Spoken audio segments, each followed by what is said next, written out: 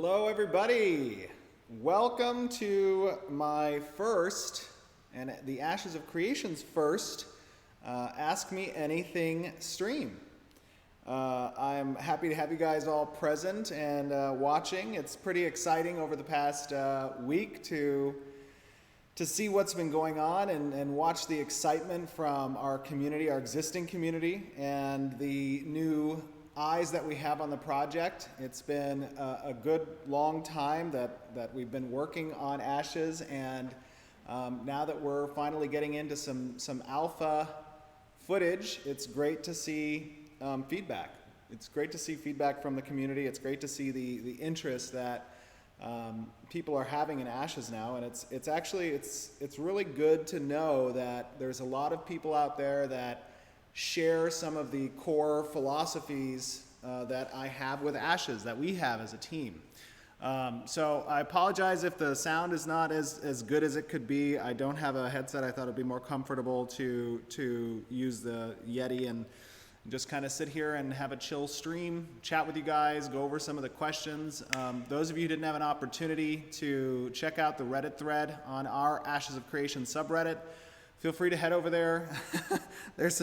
There's a lot of questions for sure, and I'm going to try my best to get through it. I told the community team, Margaret and Sarah, who are and our volunteer moderators from Discord who are helping with the stream, that we may go over, and I'm okay with that. They're okay with that, so bear with us. What I'm going to do is I'm going to go through the Reddit thread, and I'm going to filter based off of a sorting of the top scored kind of questions. So if you guys, there's no way we're going to be able to get through all the questions, but Sarah and Margaret are going to go through the ones that have been answered previously, and they're going to try to get through linking answers to some of those questions. And you guys can check that out as well. But if you have questions that you see that you also want answered, feel free to go and vote, and that will filter the questions up on the top filter. Before I start, I do want to thank you guys for tuning in. I do want to thank you guys for coming and being a part of this project. It's so incredibly important that the community uses their voice, and not just in Ashes, just in gaming in general, because companies, they sometimes lose sight of listening to their consumer, and the best way that you can create a product is by listening to the feedback that your community gives you. And that's just not on a design front. That's also on a product front as well, a business front also. So, there's a lot of things that I have the luxury of doing with Intrepid as a company because I am the sole share owner in the company. I don't have to answer to a board, and I have that luxury. Not a lot of companies have that luxury, and that's why it's important for consumers to speak out and give their feedback, because the board does see that. And the success of other companies that try new things, that take risks like Intrepid is taking, or that Ashes of Creation is taking, it's important for those risk takers to get the love and the support, so that it shows other businesses really the direction that the genre should go in. So I want to thank you all for tuning in and for coming and showing your support for Ashes. There's still a long road ahead of us, but with your feedback during this process, we can make sure that we have the best quality product available for an MMORPG, and that's really what all of us want. We all want that nostalgic kind of first feeling we had with an MMO, and it's very difficult to get there. But I think that what we're doing with Ashes kind of answers that call. I mean, one of the favorite things I've always remembered about new MMOs that I used to play back in the day, whether it was Lineage 2 or ArcAge or many of the other MMOs I played, is getting up. I was reading a comment this morning. Is getting up each morning, and I hate to say it, but it was almost like just no lifing the game and knowing that you need to get in there and go play with your friends and progress and participate in this lively community. And that's a feeling that I think we're trying to get with Ashes. So without further ado, I'm going to start answering some questions. Now, I'm going to try to be quick because I want to get through as many questions as possible. And then additionally, for those of you in the community who have been a part of Ashes now for a while, you may hear some repeat questions and you may hear repeat answers. But you may also hear some design changes. I think I got permission from Margaret to leak a little bit today, so you may hear me giving some answers that either has changed some designs that have previously been mentioned, and or you may hear some new things as well. Also, I am human, and there's been a lot of iteration, so there might be some mistakes, but I'll try to mitigate that as much as possible. Okay, so starting with the first question that I have on the Reddit thread. So this one's from Cold One FTB. He asks, when discussing the breakdown of rogue archetypes, you said all classes are capable adventurers, but only rogues will excel at delving the deepest dungeons and finding the most hidden treasures. How literal is this? Will there be rooms or partial floors that only this archetype can get to? What else can you tell us about this archetype? So to answer this question, yes, so we have what are called utility skills, and a lot of MMORPGs really only focus on active combat skills, but some of the favorite things that I've had as a gamer is tabletop RPGs like Pathfinder or Dungeons and Dragons, and there are skills in those games that are relevant to either your environment or the quest line, and they're a little bit, sometimes story mode. The way we're implementing these utility skills, specifically as it relates to rogues, is rogues will be able to essentially discover hidden doors, or they'll be able to track find, the ranger will be able to track find, sorry. They'll be able to discover traps, they'll be able to discover additional treasures. So if you're in a party and you have a rogue that's available, they'll be able to use that utility skill to discover these random doors that might exist in a dungeon. Now, the way we make it so that it's not, essentially the same door every time, and it's just, a first time thing, and every time thereafter, where that door's at, is these locations are randomly spawned throughout different times of the day. So they'll change, essentially, as you go into a dungeon at different times. So it'll be important and relevant for parties to make sure that they have a diversity of archetypes available to them, and in particular for the rogue's case, because they can find those hidden type doors and then have access to different types of loot tables based off of that. Next question from Chaos Miter, or Mieter. He says, how will XP be affected by grouping for killing, questing, and farming? So for killing quests, if you're a part of a group and you kill a monster or a raid boss, that experience is going to be divisible by the number of party members. Additionally, in order to kind of compensate or scale the experience granted from the death of the monster, there is a multiplier that's applied to the incoming experience for the party. And that multiplier increases as you add additional members to the party. That way, the group effect has an ability to stay relevant to the solo experience gain that's possible as well. Now, that's not going to be too significant. I believe at its height, it has like a 1.3 multiplier, or maybe it's a 1.4 multiplier, I'm not sure.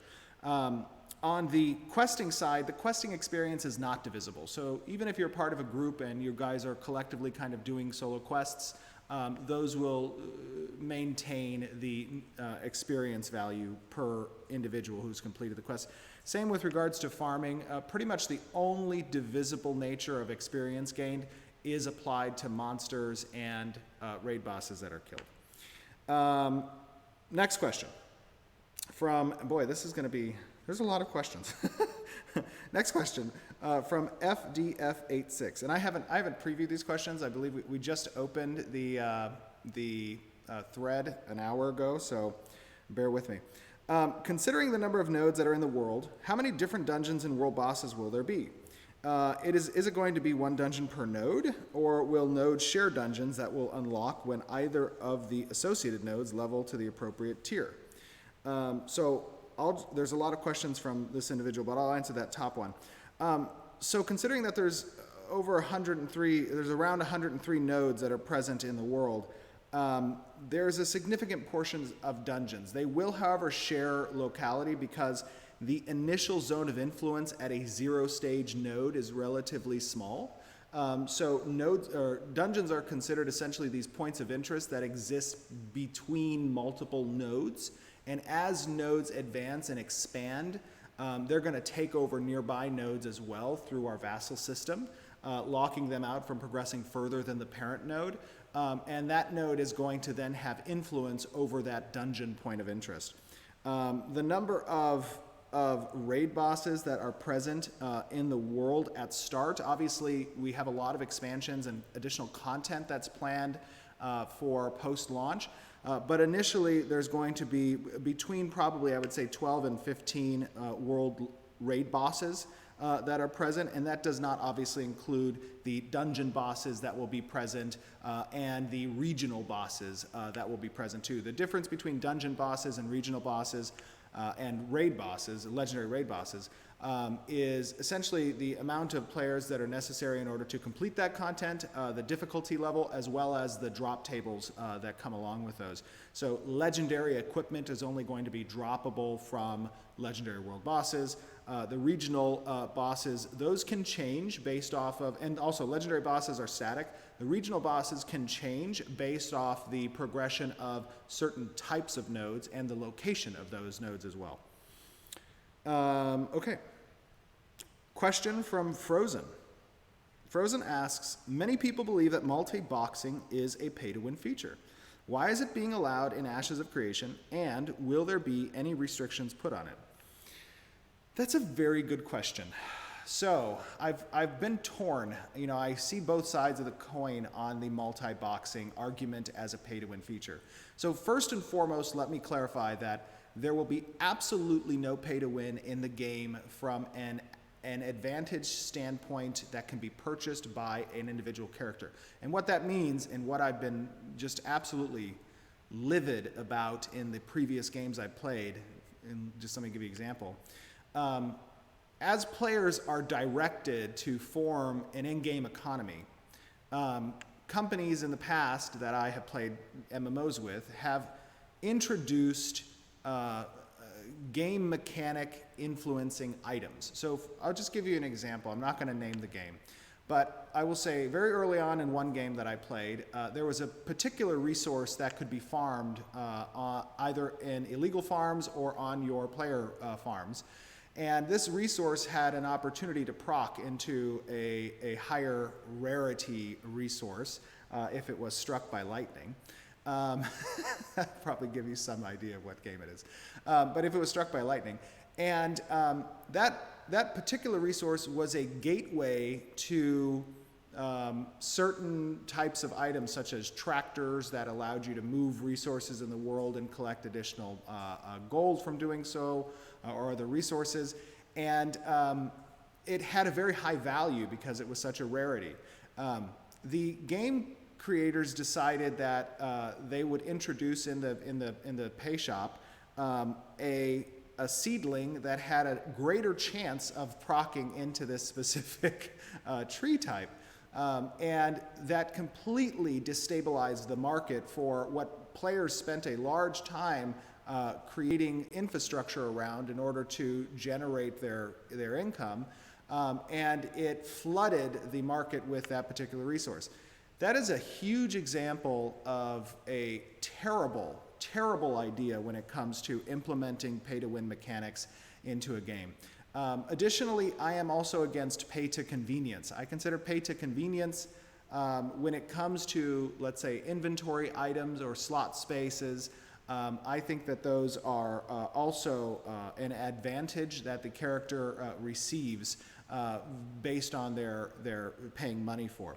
With regards to multiple accounts and multi-boxing, that's a little bit difficult for me because it could be conceived as pay to win because you can progress on a second character and you can then gift that progression to your primary character. In that scenario, yes, I can see the argument. However, if the character progresses with the same amount of effort and time needed by the person who's playing, and they maintain that progression on that character, then I don't consider it pay to win. I consider it a second account. So initially what I'm going to say is having multi-boxing capability will be allowed within Ashes of Creation. There are a few safety nets that I've put in place that kind of restrict the ability for abuses that we've seen in other games happens. For example, the freehold system, which is a primary arc in the processing artisanship tree, can only have one freehold per account. So it's not going to be like other games where, you know, your character can have 3 or 4 or 5 properties that each character can then have, which creates a very, exacerbates the land issue significantly. And then additionally, one other concern before I'll move on to the next subject. One other concern on multi-boxing is it's very difficult to implement restrictions and enforcement around multi-boxing because there are, I mean, you can have IP restrictions, however, there are families and accounts that play together, there are roommates that play together, and there's a wide net that can be cast there which can prove false positives in enforcing the multi-boxing rule. So it's a little bit difficult in that regard as well. So that's my multi-boxing answer. Okay, Frozen asks, again from Frozen. There are concerns that costumes bought from the cash shop will hide someone's real gear, making it difficult to tell how powerful their character is in PvP. Will there be an option to turn off other people's cosmetics in the game? So that's a 2-point question. One, when it comes to player threat assessment, you will be able to target a player and very quickly at a glance you will be able to see a buff on the character that represents the type of gear they're predominantly wearing, whether it be plate, leather, or cloth. And then you will also see a border around that gear that gives you an idea of the tier and quality. So you won't have to hover over and see. You'll be able to, at a glance, tell that this person is going to be effective against physical damage mitigation, and that the level of gear they're having is, you know, tier whatever, and it is enchanted or something based off just a very quick glance. So that's the first thing. With regards to turning off cosmetics, previously I had mentioned that there is going to be what we call a default player appearance, and the primary reason for having default player appearance is not to turn off cosmetics, it is to help the player client render multiple targets in siege scenarios or high group content scenarios. So with having that functionality present, what I've decided is that we're going to enable that option when there is a certain number of rendered clients within range or at specific events.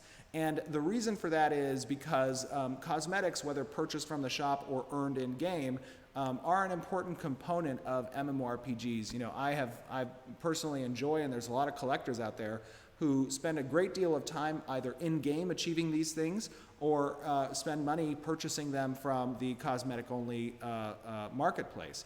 And we don't want to demean or reduce that achievement or that expenditure. So it's going to be situational where the default appearance will be applied and can be activated.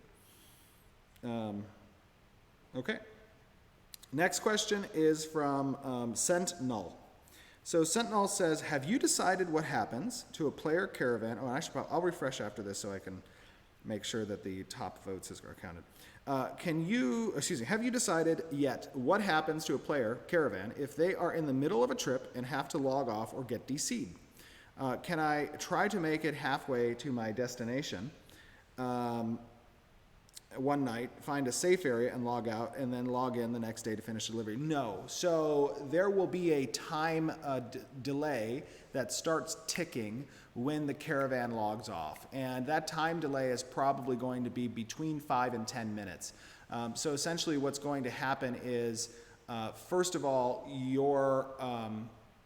hold on. That's a different point. That's for the mule thing. For the caravan specifically, if you are disconnected or log off, the caravan will persist in the world.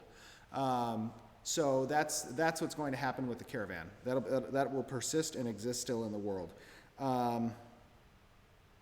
Yeah. Okay, let me refresh real quick. I'm sorry. Let's see. I am refreshing. And we will see if there have been different votes applied. Okay. Okay, FT86, we answered that one. We answered that one.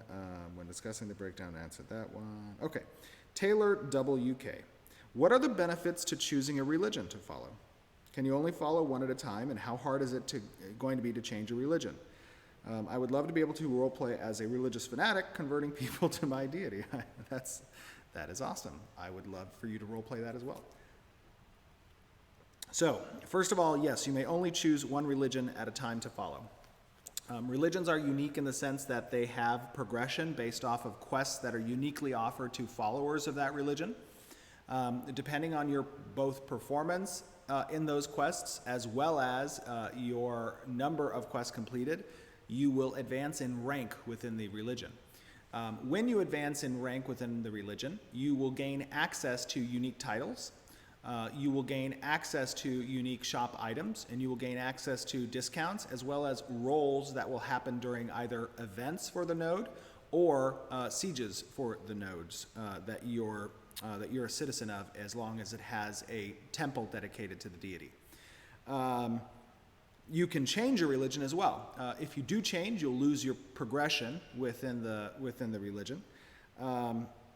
Also, the top tier achievement within religions is going to be gaining access to unique augments that can be stacked on top of your secondary archetype augments. Those have to do with more of a give and take type system based off of the choices that you have. Okay, next question. From Red 7 Silence. Will base class clerics be the only players who have a direct healing spell for other players? If so, will there be any way to have other classes heal, such as a staff that has a healing skill tree? That's a very good question. So, on the base class of clerics, they as well as bards will have direct healing effects. Bards will be much less, and the bards will have will be proximity based as opposed to direct target or otherwise. The clerics will also be able to heal base. We tested this a little bit.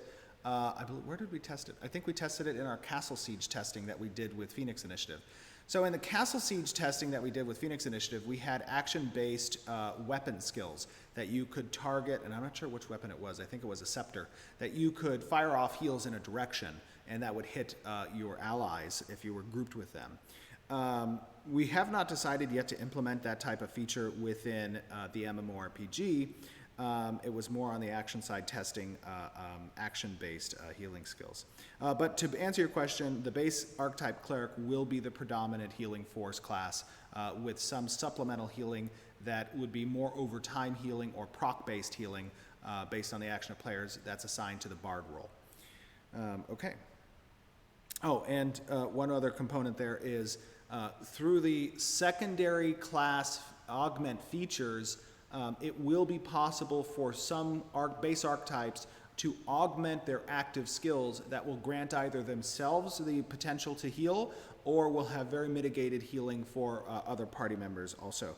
And just to give context there, again, the purpose of secondary archetypes in the augment system is to blur the line a little bit with the class roles.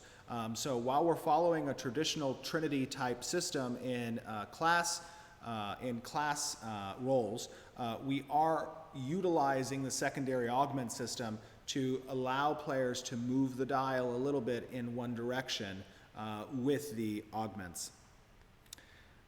Okay, Frog P asks, how will food consumption work in this game? As in, will they act as long-term buffs or something else? Super excited for the project. Godspeed, Intrepid. Thank you, Frog P. Appreciate that, buddy. So food consumption. Food consumption will act in certain ways. So first of all, the higher quality the food based on the cooking profession that a player excels in, the greater potential for the buff's duration.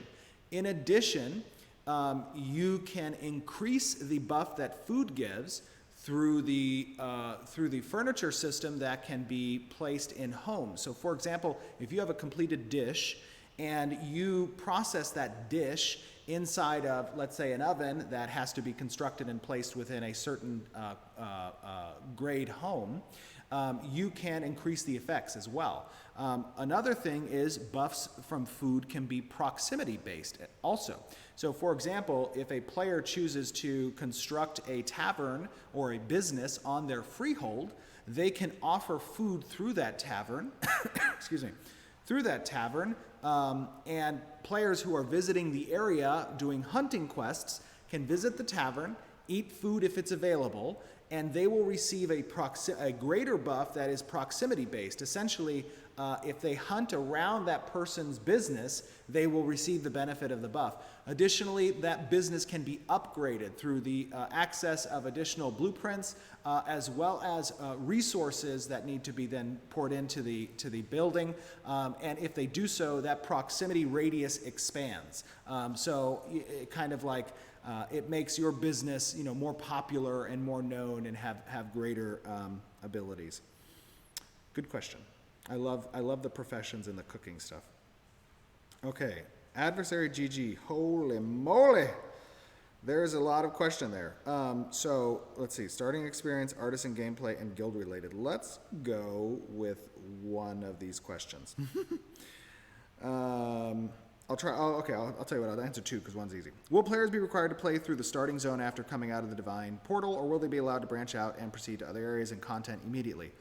Yes, there is no railroaded driven theme park experience here. You will have the opportunity to create your own destiny in that regard, which means you don't have to necessarily follow the quest line, nor do you have to participate in events or experiences around the starting area. Now, it may be more beneficial to do that, and in that regard, I guess there could be a meta around doing that, but you could branch out, proceed to other areas, and do different content.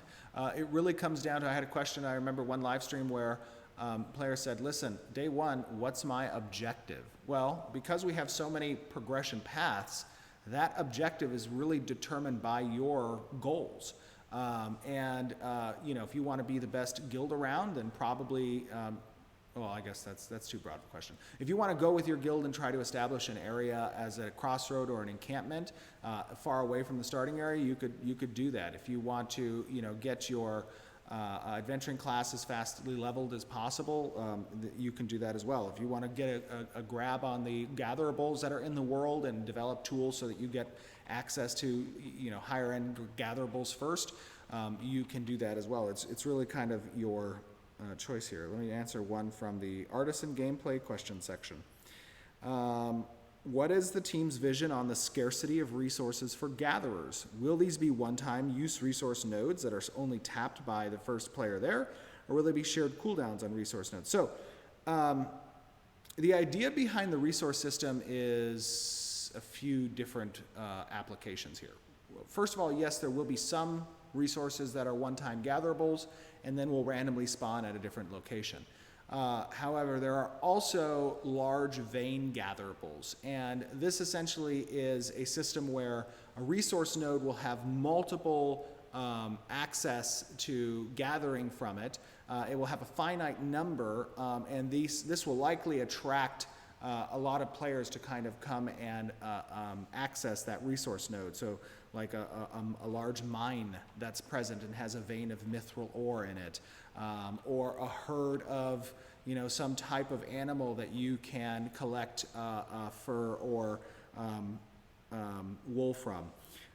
Those will be then depleted and they will randomly spawn elsewhere. On the scarcity side, obviously there are going to be different tiers of gatherable resources that are higher end and will be more scarce and will require higher end tools in order to harvest. Also, you can, based off of your advancement within the gathering tree, will provide you a greater opportunity to proc more rare types of resources.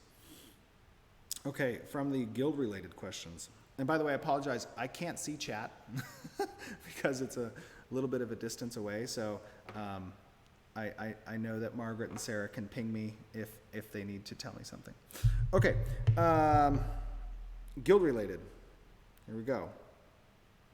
So let's answer the second question here. One of the, because I answered the first question on the other two, we'll answer the second question. One of the issues a guild of our size has experienced during various launches has been server lockouts, where a server population reaches critical and a decision is made to lock the server, essentially forcing a separation of the guild. Of the guild. Let's see, decision made to lock the server, essentially forcing a separation of the guild. While we understand the overwhelming loads that launches place on server infrastructure can't be predicted, at the very least, if there is a contingency plan to separate the population, will this be communicated well in advance so guilds can plan ahead? And will there be a server transfer system in place to help address this issue? So, first of all, you know, I was a guild leader of a very large guild, very, very large guild. And, you know, I built that community up over a period of gosh, 14 years, 15 years. We had like, I think we had like 14,000 members or something on our mailing list at one point. And I did step, just to be clarified, so there's no conflict in interest, as a result of starting Intrepid and the Ashes project, I stepped down as leader and exited the guild, so there would be no conflict of interest. But to answer your question, 100% I understand the absolute travesty that occurs sometimes on new MMO launches when those types of decisions get made from the company. One of the things that I would like to introduce that is going to be rolled out probably during the beta phases is allowing server reservations. And essentially this provides an opportunity for players who are parts of guilds to reserve their spots on the server. I think that will help to mitigate the differences because, well, let me just back up a second. It's almost impossible to really stop the problem that occurs when a server becomes overpopulated at launch and character registration and character creation goes too high. There's really only one recourse that can be utilized, and that is the temporary closure of new character creation. However, I believe we can mitigate that issue by allowing what is, essentially character slot reservations. Now, this would likely be utilized more so by guilds than that would be by solo or unaffiliated players. And I believe that, the solo player, they may have friends that they want to play with, that's fine. They can also still with those friends do the reservation system. But the player who is just joining the game fresh and doesn't have a community that they're a part of, I don't think they really, mind in that regard. And will not utilize that system. So hopefully that mitigates some of the stuff. But let me tell you this. Obviously, as we go through testing, alphas and betas and whatnot, the importance of player feedback and ideas that come from the community, I can't stress enough why it is so important to spread the word for Ashes and get people who have experiences in other MMOs coming and talking to us, coming on the forums, getting on our Discord, getting on social media, and giving feedback. It is so important. And I'm not talking about, pre-ordering the game. I do not care if people pre-order the game. It doesn't affect it doesn't affect our project from a budget standpoint. Like I said, I'm personally funding the project to completion. So that's not the issue. The issue is having people engaged and discussing their experiences and also giving feedback on our design principles. That's what's important. I can't stress that enough. Okay, and to be fair, by the way, I get a lot of messages. I get a lot of, I read a lot of the Discord, and I go on Discord often and talk with people. I jump in voice chat sometimes. I watch almost every content creator who creates content around the game when I'm like getting in bed and holding my phone up and watching, and I fall asleep and my phone hits my face sometimes. But it's my job to make sure I have a very clear and understanding of the community sentiment as well as the community's feedback. So please go and talk about your experiences and give us feedback. It's very important. Okay, next question. From Sentinel. Question. Have you decided yet what happens to... Oh, sorry, I already asked that. Okay, here we go. Draco is the king. Is Draco the king? Are you going to capture one of the castles, Draco? Hopefully, we'll see. I heard that the character creation should be on the level of BDO character creation. I really did love BDO's character creator. I thought it was really cool, and I thought that they did a great job in providing a lot of versatility to the player to customize the character appearance. I think the one thing I would, as a player and as now a developer, kind of focus on is maybe providing a little bit more confines to the racial appearances that could be done, but I thought that they provided really cool character creator. Will it have all of that or more options, such as sliders? I'm assuming you're referring to a specific type of slider, and I would say that yes, there will be a slider in that regard. Additionally, there will be the goal is to have a character creator on par, if not much better than what BDO provided. I really give a hats off to their developers in making that character creator. They did a great job with that. Oh, one other thing about that. I really would love to give out early our character creator, and some games have done this as well.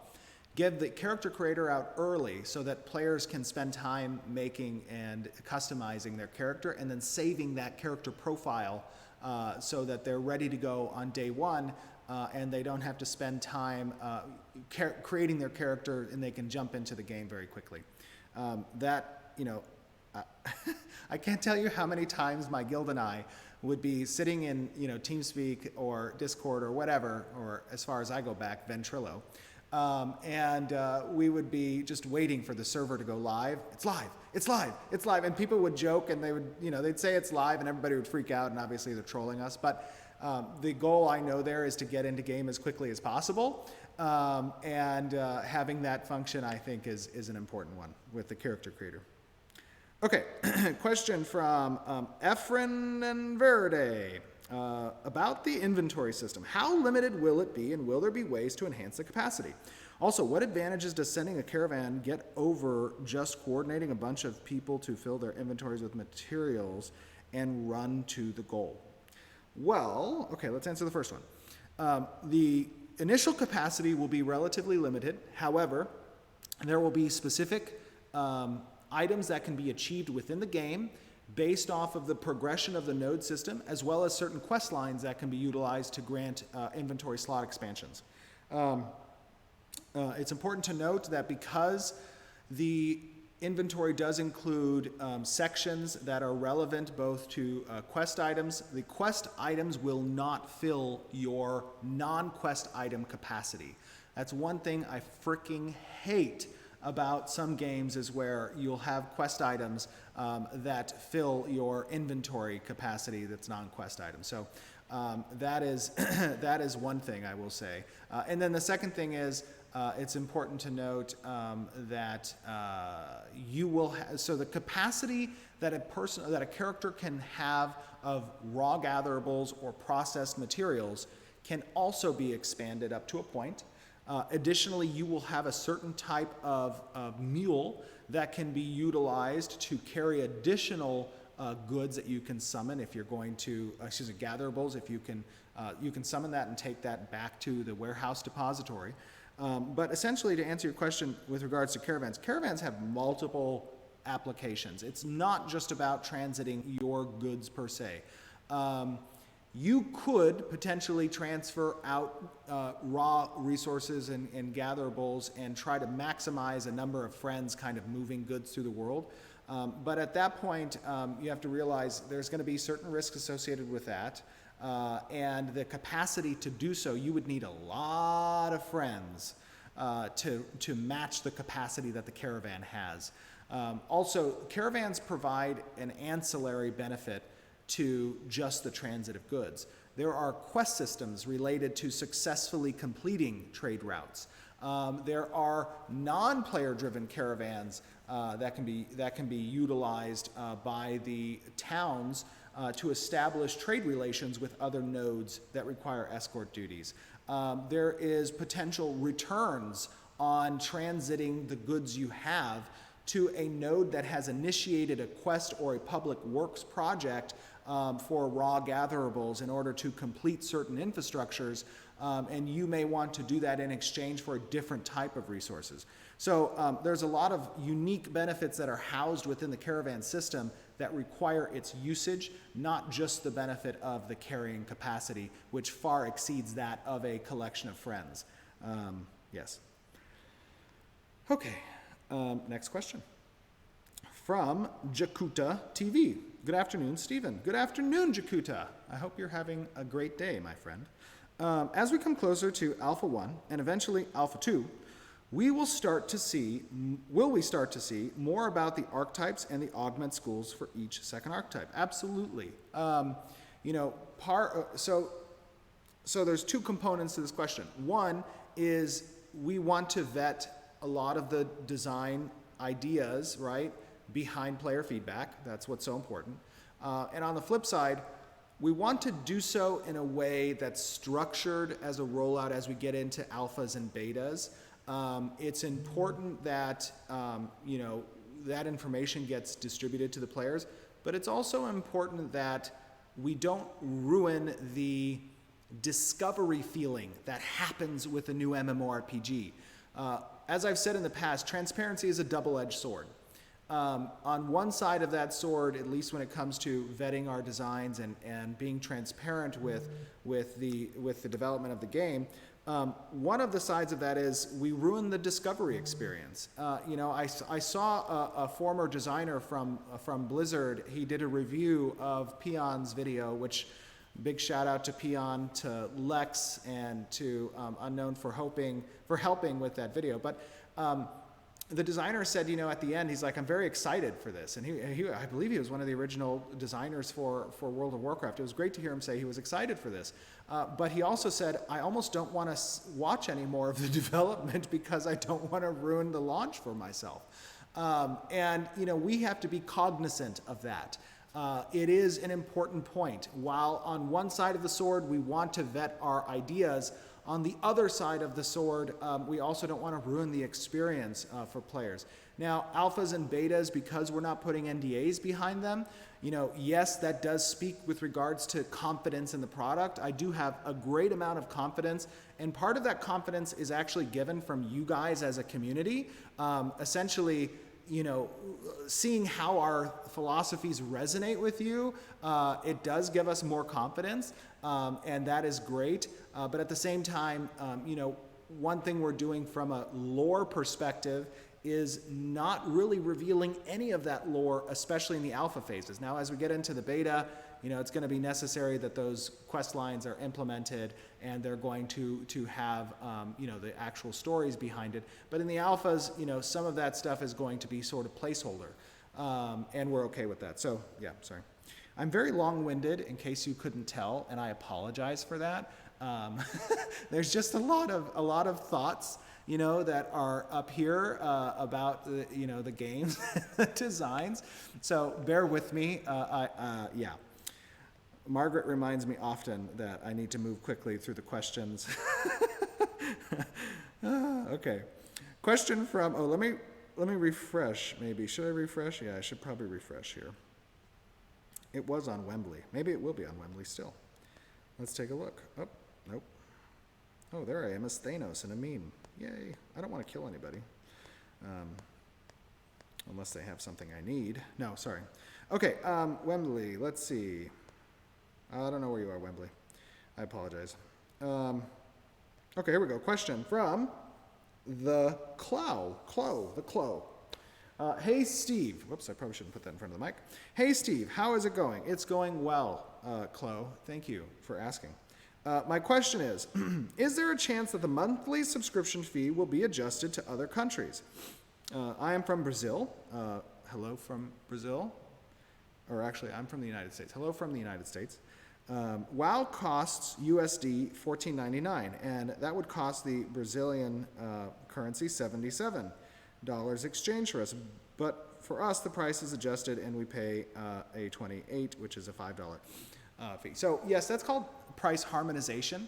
That's pretty standard in the industry when it comes to essentially a part of the localization process and distribution process in foreign territories, and I say foreign with regards to the United States, to harmonize the price for those territories. That is something that we will be doing with Ashes of Creation with regards to the subscription fee specifically. However, it's important to note that price harmonization will only occur when the servers are segregated from different territory servers. So for example, a Brazilian player, if they were a subscription based, they would have to pay that Harmony price for the Brazilian servers. Same with regards to other potential territories. Okay, question from Gunman Dude 2. Will the defensive capabilities of settlements for sieges differ depending on the race? For example, the Dunir look to have more fortified locations. Absolutely they do. Then the Nakua. You know, the Nakua really need to get on top of that. So would it be harder to assault a Dunir city rather than a Nakua city? So the defensive capabilities of cities from a design perspective cannot really take into account the race. That would be an unbalanced feature and would create likely an imbalanced population skew for the servers with regards to race. What that means is essentially settlements have a standardized siege process, and their defensive capabilities are almost wholly determined by the direction that those citizens take with the election or excuse me, with the election process of the mayor, who has the ability to direct treasury funds generated through taxation and or completed quests that are initiated by the town, to direct those resources into defensive capabilities or growth capabilities. Essentially, that's a direction that has to be determined by the community itself. Now, if you're going to elect to spend those treasury funds on defensive things, you're going to lose out on the growth things, but you'll be a stronger city to withstand assault if necessary. And if you elect to grow your city more, you will likely lose out on the ability to direct funds towards the defensive structures, such as strengthening the walls or the gates, or having defensive traps available, having defensive siege equipment upon the barricades, the ramparts, having another big thing is the reliquary. The reliquary is essentially a status symbol of achievements that the citizens have. Some of those can be utilized as area of effect buffs that are granted when deployed during sieges as well. So that's another important aspect of defensive posture. Okie dokie. Corrupt cactus. How does a cactus get corrupt? That's a good question. Okay, so hey guys, super excited to see this project develop, and I wish you the best of luck. Thank you. I do have a few questions, but I would also like to give my opinion on some topics. Okay, well, let's do the question. Okay, who gets the drop from world bosses? So essentially, when a raid is formed, the leader of the raid that is in charge or formed the raid has the opportunity to set loot distribution settings. And that can be a wide variety of available options, including specific loot master, and essentially they're going to determine how that works. Now, if you have two competing raids, that's going to be done essentially off of a tag and DPS system. So tagging the target will grant a slight benefit to DPS done, and then a DPS against the target is going to determine the looting rights, so to speak. So for example, if you tag the target you may only need to do 40% of the damage done, or some plurality thereof, to achieve looting rights. If you don't tag the target, you may need to do 60% of the damage done in order to do that. Now, it's always difficult to come up with a good loot system that is fair and addresses all kinds of situations.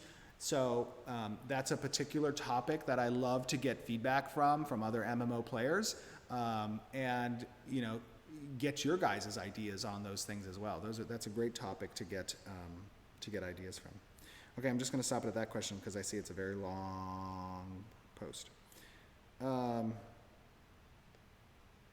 here we go. Next question. The pie face.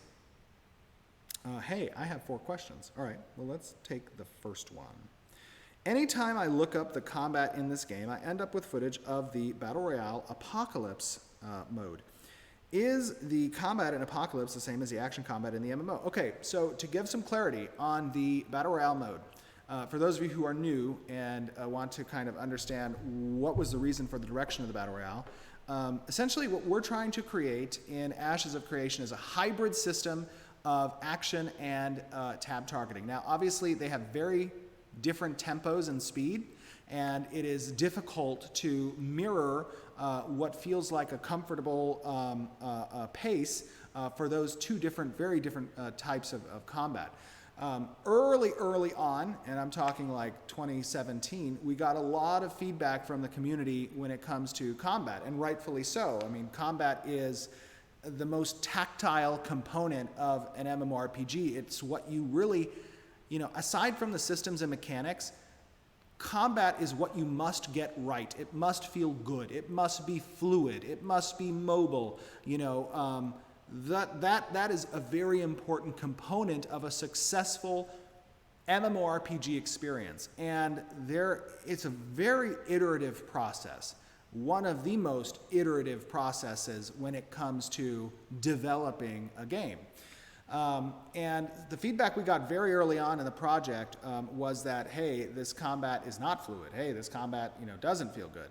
And we needed to really test how to implement action combat and get metrics on essentially projectile data, hit scan data, hit boxes, area of effects, templated types attacks. Those are all, components that we wanted to collect data on, in addition to vetting the back-end systems that we had developed, from the matchmaker to the concurrencies, to the net relevancy and number of players that the server can manage, to the culling and rendering algorithms, the optimization of our environment and terrain, the optimization of our character appearances. All of those are pretty fundamental that really we wanted to vet early on. So a Battle Royale is a very easy mode to create. It doesn't really take a lot of design in order to implement, but it does provide a testing ground to kind of feel out those things. And we went down that road to test those things, and luckily we did, because we found a lot of systems and a lot of back-end stuff that we needed to rework. It would have been far more difficult had we waited until the alpha phase of the MMO to rebuild some of those fundamental back-end tech. So the reason why you're seeing the combat in Apocalypse and how that will differ significantly from the combat within Ashes of Creation is because it is a purely action-oriented. That was the system we wanted to test in its purity.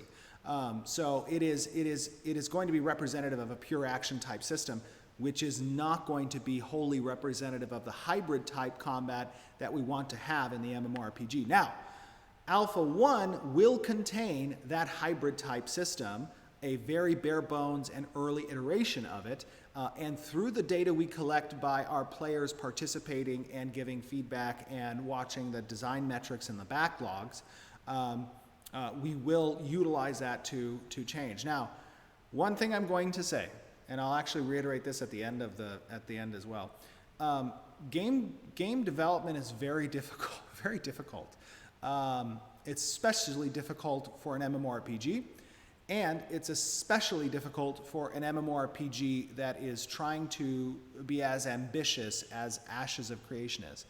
Now, the more difficult the development process, the more patience necessary on the side of the fans and the community. We're doing this in an open atmosphere and a transparent development process, but part of that is an expectation on behalf of the players, not only to give feedback, but also to have patience in that regard. What I will say is, as a commitment from the development side, we're not going to go down the path of scope creep. I have a very, very, very clear vision of all of the systems, designs, mechanics that are present within the game, and we're sticking to that vision. And we're not adding additional features and prolonging the development due to that scope creep, as we may have seen with other developments. No, not trying to dig at anybody else. I'm just saying, that is something we're very aware of, we're very cognizant of, and that is a commitment we make. So in exchange for that patience, we promise not to incorporate that scope creep. Okay. Mike E.G. says, "Hey Steven, thanks for doing this AMA. Thank you for participating, friend. As well as doing the interviews with Summit and Asmongold recently. I really enjoyed those interviews. They were impromptu. I actually had no idea that they were going to review the awesome video done by Peon. And I'm a very kind of action-oriented individual. I believe in seizing the day, the carpe diem idea. And I am unabashed in reaching out to people and letting them know, hey, if you're interested, I would love to discuss things. It's Ashes of Creation is my life at the moment. So who doesn't love talking about their passion in life? So with that being said, I did enjoy those interviews, and I appreciated very much the time that those streamers and other streamers who have a very large audience that have the capability of giving feedback have to say. They really have increased my excitement for the game, and I've been following for a long time. Cool. Regarding open world PvP, will a player's health and level be a mystery to me before I engage in a fight? Follow-up. So first of all, the level will not be a mystery. The level will be known by targeting the player. The health pool, however, unless you are in a party or a raid or a guild, you will not be able to see the health pool of the target. Instead, that will be somewhat obfuscated. When you target the character, their nameplate will have a quality. And based on the loss of health percentage-wise, that nameplate will start to degrade. And you will get an idea of the damage and or status condition of the target, but you will not get granular data that tells you exactly what their health pool is. I think that's a very important component when it comes to obscuring somewhat the threat assessment and or status condition of players. I think that makes things more interesting, and I think that it is going to be a very fun component when it comes to PvP. Yeah, second part of that question. I heard leveling will take some time. I like this a lot. I do too. I think that it's important to have systems in place that have varying degrees of progression difficulty. And with the adventuring class, I feel comfortable that a time investment should reap an equitable reward, and that time investment should be relatively significant. The question asked, what power difference can we expect to see with a small level gap, say 2 to 4 levels? Particularly for PvP, will power difference be more reliant on gear or levels as we level up? I would say that the power difference is going to be somewhat equal between gear and levels.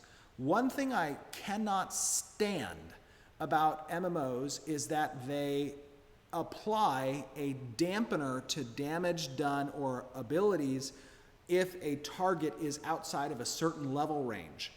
And that includes both PvE and PvP. If I have a skill that does 1,000 damage to a target of equal level, I don't want my skill to do 0 damage to a target that's 5 levels above me.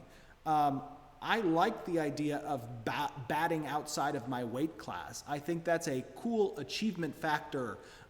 It gives me motivation to try more difficult things. When I play, single player RPGs, I love Iron Mode. I think Iron Mode is awesome. And I think it's awesome because there's real consequence to trying something and real reward if you succeed. The same, I guess, principle can be applied to essentially your experience as an MMO player within a world that is, fraught with danger and mysterious in what lies behind this corner. And if you're going to take that risk, you should be able to perform at the right capacity and reap a reward. That is cool. Okay. Next question. Arthian, you want to make travel matter, you want travel to matter. Sorry, I was making sure that I wasn't being told something on Slack. Let me just make sure that everything's fine with the stream. Okay, looks good. Okay, you want travel to matter, but you also mentioned that you'll have a family fast travel system. Doesn't traveling matter go out the window when players set up family links with their guild? So again, families are, let me read the last part of that. What system will be in place to prevent this? Yes. So it's important to note that there's a cooldown period between a person leaving a family and joining another family, and that period is in the matter of days. That's the first thing. Second of all, the summon system is contained wholly within the family unit. So for example, if I have a family size that's possible of 8 members, the same as a party size, and I want to summon one of them and they summon the others, right? My party can, make it to dungeons and PvE content relatively quickly, but I won't be able to then summon someone else in the guild who's a part of another family, right? So they'll have to either have a representative that's present there as well. The idea behind fast travel not being prevalent in Ashes is it's a mitigating factor to the Zerg mentality. So essentially, in games I've played, where you can open a portal and everybody can jump through the portal together, it becomes very difficult for players through the use of subterfuge to avoid Zergs. And that's because if they get wind of something, or somebody sees it, or they have an alt logged out, or whatever, they can very quickly open a portal and get everybody together and then port out and stomp on your fun. Now, that's not to say that political intrigue will not play an important role. If I have a spy in a guild, and I know that that guild is running essentially a trade run through the caravan system, and I know the time, place, and numbers, then I could set up a trap. I could set up my people to move to that location. It'll take some time.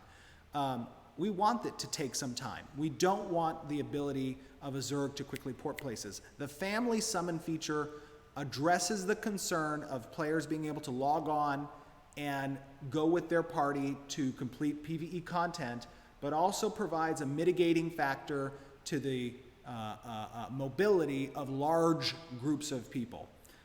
So that's my reasoning on that. And again, feedback is very important. Tear my systems apart, please. Give me reasons and post on our forums or Reddit. I enjoy reading that stuff. Okay, question from Adversary GG. Because of the cooldown after a successful siege defense, false flagging could become a viable strategy. Okay, so real quick, with regards to the sieges of nodes, anyone may participate in that siege, which means, as long as you're not a citizen of the node or an alliance member, citizen of an allied node, anybody can come up and participate. The idea behind a false flag is, let's say I want to undertake the quest process, which is substantial. So from a resource standpoint, you will have to invest significantly in attaining the siege scroll. And then if you lay down that declaration with the intent of not having an organized group of people, I'm not sure you're really mitigating the false flag there. Because let's say there were a group of people who wanted to siege, and you beat them to laying the declaration down, you can't exclude them. They can still come and participate in the siege. So it's not really going to be capable. And if there wasn't a group of people who wanted to siege, then you're not really false flagging anything. And you're actually opening the door for people who may not have been interested prior after having done most of the legwork. So I don't think that that is going to be a false flag type situation. Okay. Let us do Geist 1337. You know, I used to live in, I grew up a little bit in Indiana, and I lived in a place called Geist. It was very interesting, outside of Indianapolis. And then I moved back to California. Born in San Diego, came back to California after that. Little side note. So to give context to the question and what I pray the answer will be, I want to preface it by saying I'm a huge fan of necromancy. I think necromancy is cool as well. You know, not in like a undead way, but like a, well, I guess mostly in an undead way. Specifically, the raising of fallen enemies as your personal undead. Because of that, I've played the class in every MMO. Okay, you really weren't kidding. And the raising of fallen enemies, it has been available with the pinnacles of this style of necromancy, being those from Diablo 2 and Path of Exile. This given that minions in these games are relatively strong, albeit balanced, when comparing to the classes numerous within reason, and most importantly, permanent until the player's defeat or their destruction. And so the question is, does the philosophy behind necromancy class match this going into Ashes of Creation more importantly than anything else? Are the zombies, skeletons, etc. going to be permanent?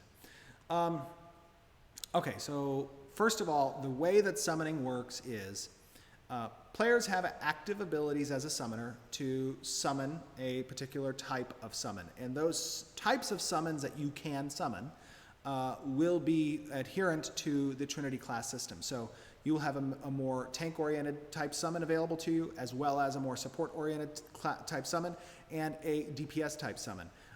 So you kind of want to choose which one you're going to use at any given encounter based on the necessity of the encounter. As you apply the Cleric secondary class and have available to your summon class active skills, the augment of life or death, you're going to radically change the type of summon that you can have for each of those roles. And that's going to take on, obviously, the subtype undead. So skeletons, zombies, and a more different horror type undead. Are the summons permanent? So when you make the summon, it is not timed. It will exist until it dies, or you log off, or you summon a different creature. And then your abilities as a summoner are really going to go to either, you can kind of choose this based off of your skill point allocation, either to augment through buffing and healing your summon specifically, and granting it certain types of abilities that are temporary based off the skill cast, or you will have more complementary type active skills that you can cast on the target and will synergize with the summons abilities as well. And your decision as a summoner to allocate skill points will be, obviously your choice. But that's to give more information on the Necromancer's side. Okay. Let us do, oh wow, it's 1:10. Okay, I think we'll do another, wow, this went by quickly. I hope you guys are enjoying this. I don't normally do solo streams. I think this is my first one. I apologize if I'm boring you to death. I do much more enjoy the banter and interaction with having either a co-host or an interviewer, but yeah. Okay, Radiant Spark asks, the augment system is a key component of character progression and the driving force behind the selection of one's secondary archetype. Yes, that is true. Though some examples have been given, notably the fighter's charge ability, many in the community are still confused as to the significance of this choice. Interpretations range from each of the 64 classes entirely unique to augments and therefore secondary archetypes as a whole, impacting only the flavor. Well, I wouldn't say that that's true. Let's take, for example, let me finish, I guess, the question. Could you clarify the impact of the secondary archetype on your play experience and the distraction it offers between the players and shares? Okay, so let's take the fighter example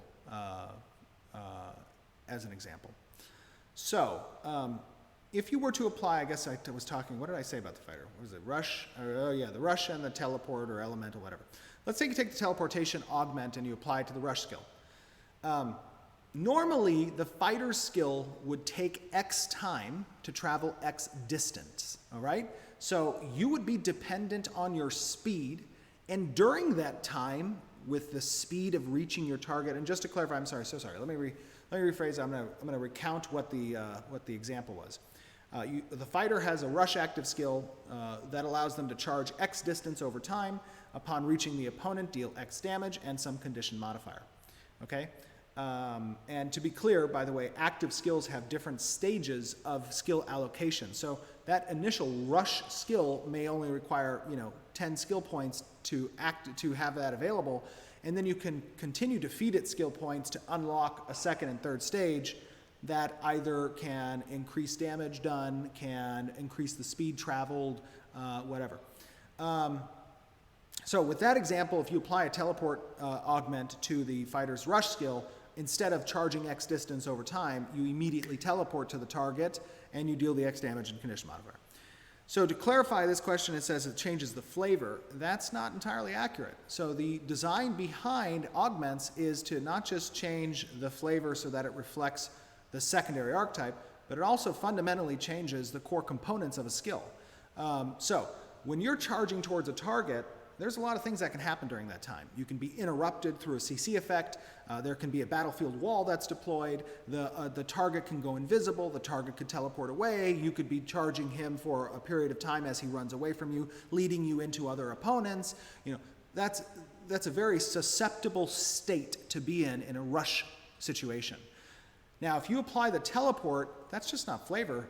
You have completely removed all of those potential effects from occurring during the charge. And you instantly teleport to the target. That's a significant vertical power increase on the skill.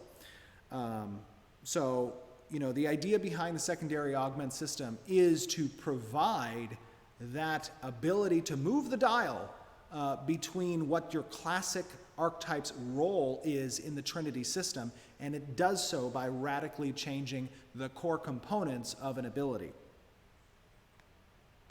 Okay.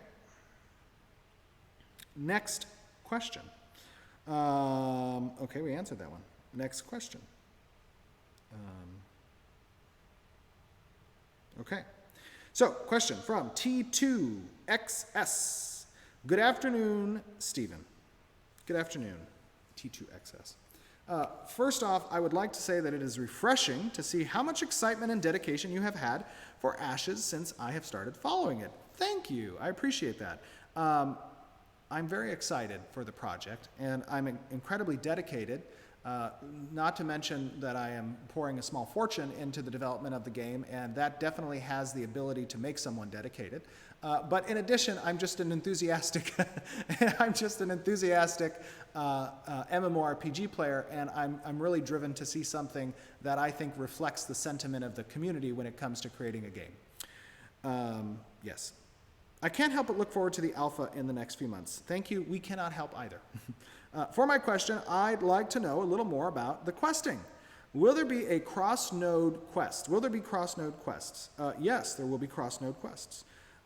Those cross-node quests will come online more so when relationships get developed between different nodes. So one of the benefits to establishing alliances or relationships between nodes is that it activates quest lines that only the citizens of those two nodes can participate in. So that's, and it has benefits in that regard. Okay, will they depend on the levels and types of both multiple nodes? Yes. So quest lines are gated by the not only advancement of the node from a stage standpoint, but also by the types of buildings that get constructed by the citizens through the allocation of resources and treasury funds. Are all quests available to those that meet the requirements? Are all quests available to those that meet requirements? Yes. By the definition of requirements, I believe those quests would be available if the requirements are met. Or in something like a hidden quest line, will only the first person be able to reach a certain stage be able to complete the rest of the quest line. I see what you mean now. Okay.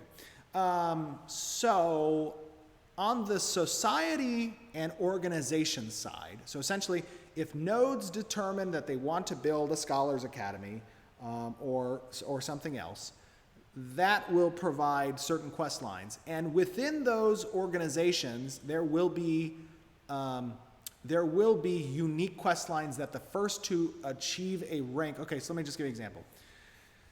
So let's say for a certain temple in a node, the highest title that can be achieved is, bishop or cardinal or, some other term based on the type of temple it is and the deity it reflects. The first person to climb the ladder in that system will be able to attain that title, and there can only be one who holds that title at a given time.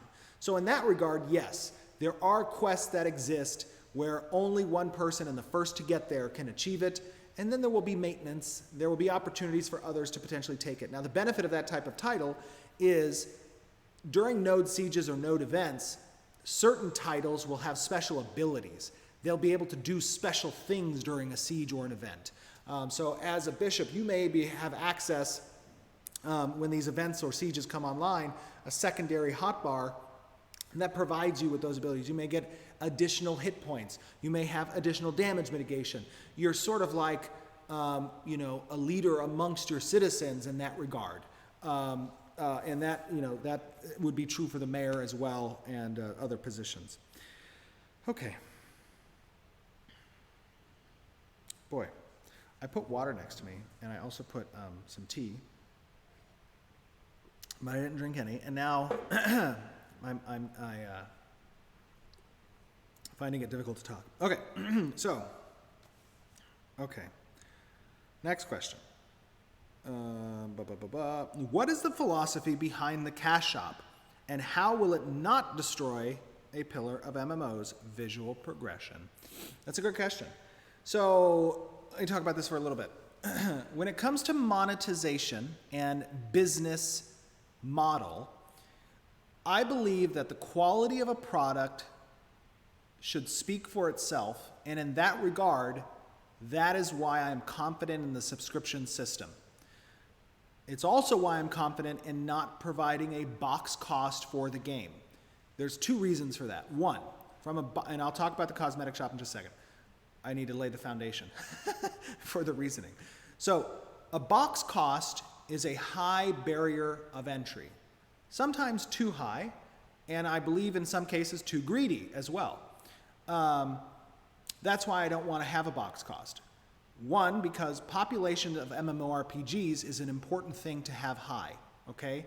A high population is a lot of fun, especially when there's interconnected systems that provide interdependencies between different demographics of players, whether they be PvP-oriented, role-play-oriented, PvE-oriented, crafting-oriented, right? There's many different sub-communities within the MMORPG demographic.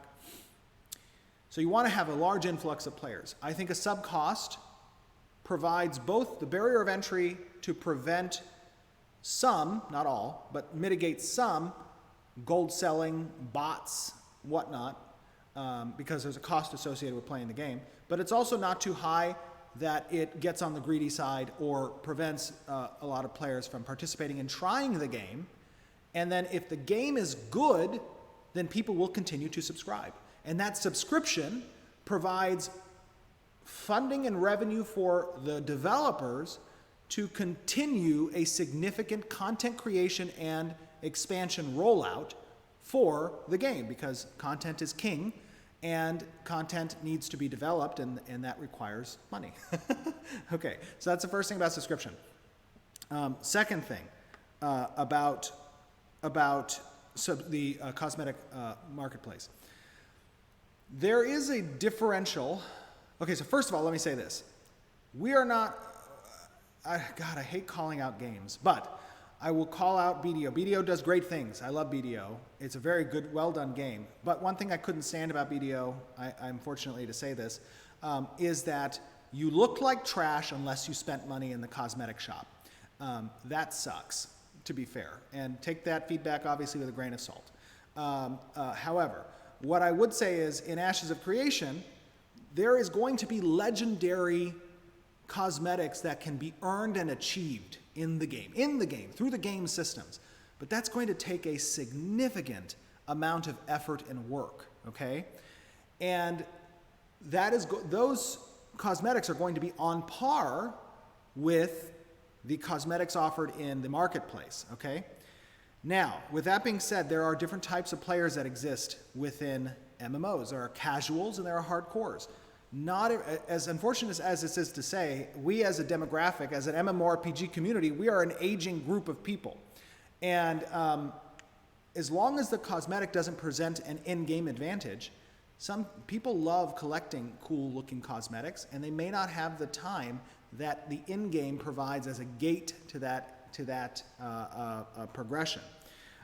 So the key is to provide both the in-game means to look, what's the word, fabulous, for some flair, as well as a cosmetic shop in place as well. Now, what that does is it provides additional revenue to the company so that we can continue to fund the development of content as well and bridge the divide that not having a box cost would have and not having any pay-to-win mechanics whatsoever. And I will say this, a lot of developers and companies have come along in the past, and I've been hit by this too, and they've said we're not going to have pay-to-win, and then boom, they roll out some pay-to-win. We have consistently said we won't be pay-to-win, and in the pre-orders that we provide, and even in the Kickstarter, there were absolutely zero pay-to-win components whatsoever. So not only will we talk the talk, but we will walk the walk as well. And that will maintain its case. So to sum that up real quick, subscription, good. Cosmetic cash shop without pay-to-win components that has a complementary achievement system in-game for different types of cosmetics, good. And all of that goes to provide content expansions, good. Yes. Okay. Next one.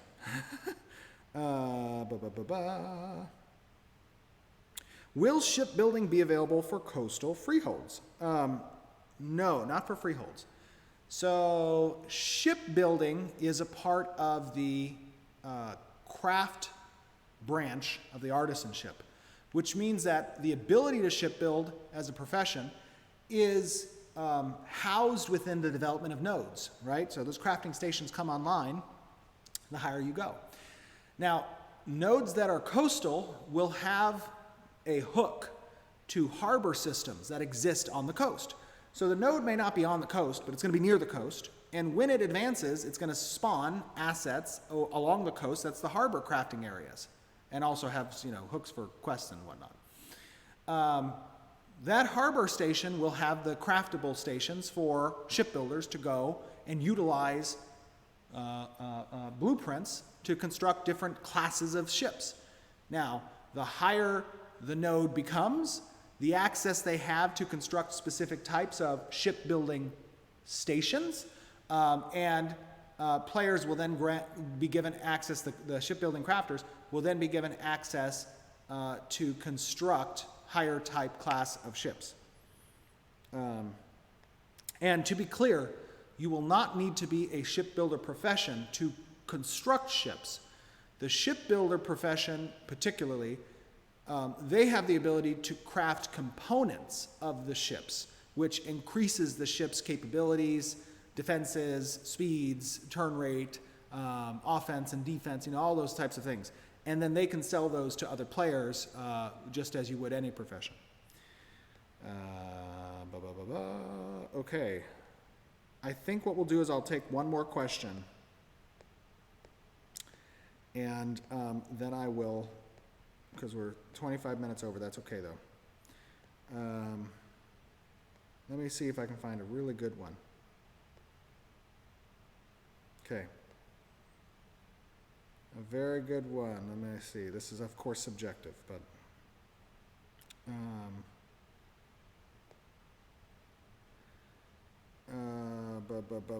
so sorry.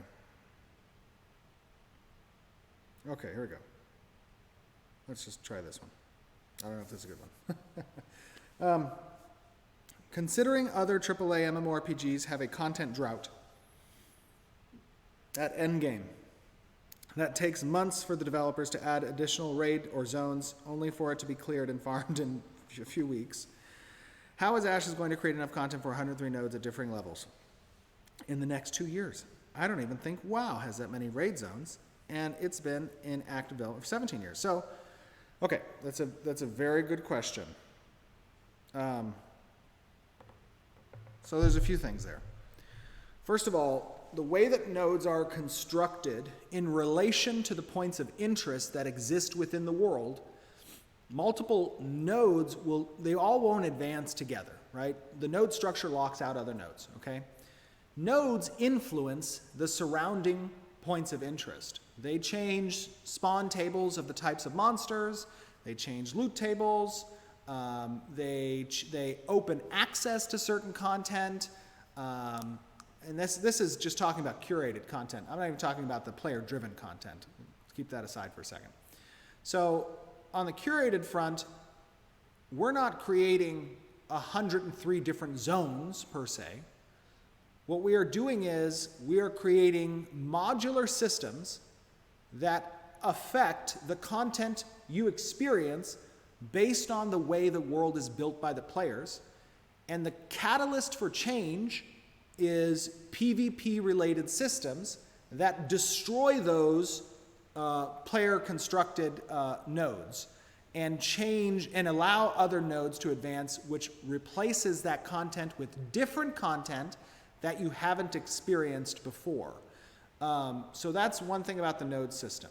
However, I have always said that the sandbox element of MMORPGs has often been used as an excuse not to create a lot of curated content, to cut down the production time necessary for MMORPGs and to lay the responsibility on the player-driven mechanics to be the end-game content, and that gets boring very quickly.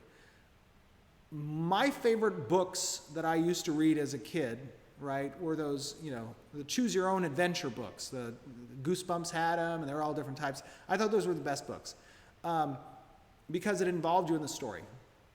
The nodes essentially are intended to do that. They involve you in the story. You are choosing your adventure when, as a community, you build the world. So that's the important aspect of really, in order for a sandbox to work, it must have equitable or more, in some cases, curated content than a theme park style game does. Now, that does create a significant responsibility on the content creation side for developing the game.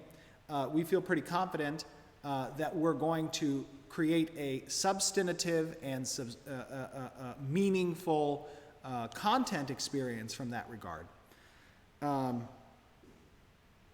So yes, that's to answer that question. Guys, I'm again really appreciative of you guys tuning in. I'm so happy to see the feedback and the just the sheer excitement from the MMORPG community at large. I know we've had our fair share of criticism, and it's not unwarranted. I gave the analogy of MMO players being like a beat dog, and I love my dogs, and I love my fellow MMO players. So I understand the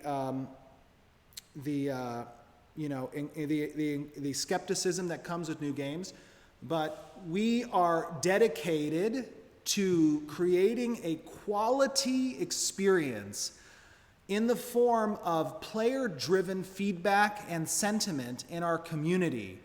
And you being a part of this journey means every ounce of motivation to us as developers, to creating this game, to making sure that it answers the call that the MMORPG community has demanded over the past decade.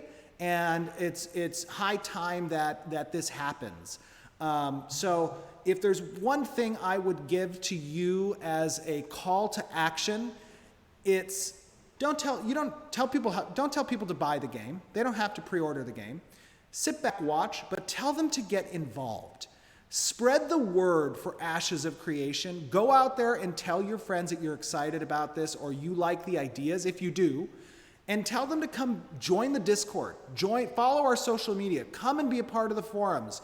Get out there and help make Ashes a reality, and a good reality that takes into account that feedback that I'm talking about. It's so incredibly important that consumers use their voice, and the way you do that is by engaging, and that is what matters. I know that people love my passion. I am a very passionate MMO player. I've been playing for a long time. But honestly, it comes from the heart. You know, I want us to succeed, and I want the community to have a game that is going to make you proud and is going to make us proud. So again, I appreciate you guys jumping in. I hope that this was fun for you and gave you guys some more information. Tune into our live streams. We do them every month. I believe we have it next week on the 31st as well. We show constant updates and constant development progress. We've done it every month for the past 3 years, and you can see this game grow and become a reality. Guys, I thank you for tuning in, and we love you from the studios, and we appreciate your support. Have an awesome weekend.